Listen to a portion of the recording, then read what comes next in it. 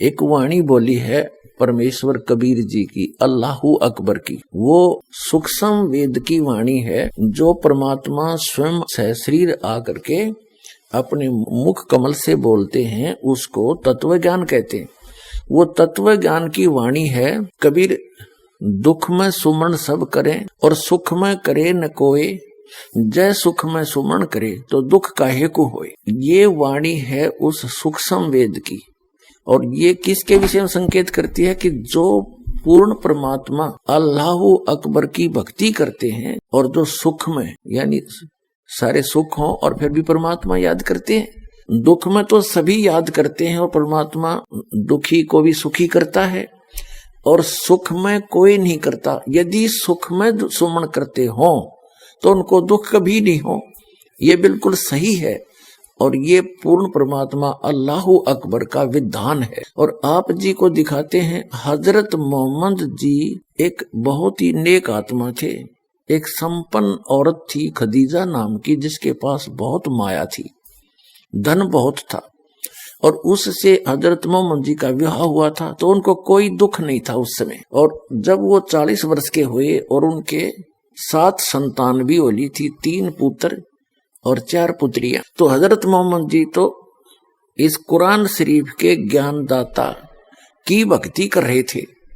इसको अल्लाहू अकबर जान के, ये अल्लाहू अकबर नहीं है। कुरान मजीद के अंदर सूरत फुरकानी चैप्टर नंबर 25 आयत नंबर 52 से 59 में कुरान शरीफ का ज्ञानदाता स्पष्ट करता है कि जिसने 6 दिन में सृष्टि रची वो अल्लाहू अकबर है, अल्लाह कबीर। और वो 6 दिन में सृष्टि रची और 7वें दिन तख्त पर जा बैठा। उसकी खबर किसी बाखबर से, तत्वदर्शी संत से पूछ लो, मैं नहीं जानता। यदि जानता होता तो एक सूरत और लिखवा देता। तो इससे सिद्ध है कि कुरान शरीफ का ज्ञान दाता तो अल्लाहू अकबर की जानकारी भी नहीं रखता और उसी की भक्ति करने को कह रहा है। और गलती से हजरत मोहम्मद जी ने कुरान शरीफ के ज्ञान दाता को अल्लाहू अकबर जान के सुख में भक्ति करी और उसके ऊपर किसी कैर टूट गए। 3 पुत्र थे, आंखों के तारे, तीनों के तीनों उनकी आंखों आगे मर गए। तो वो व्यक्ति सुखी नहीं हो सकता, चाहे कितनी बात बनाओ। कारण क्या रहा कि उन्होंने अल्लाहू अकबर की भक्ति प्राप्त नहीं हुई।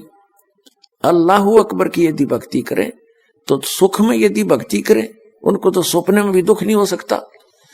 और जो दुखी हो वो भी आ जाए शरण में, उसकी भी मोक्ष हो। हजरत मोहम्मद जी के ऊपर कैर पे कैर टूट गए।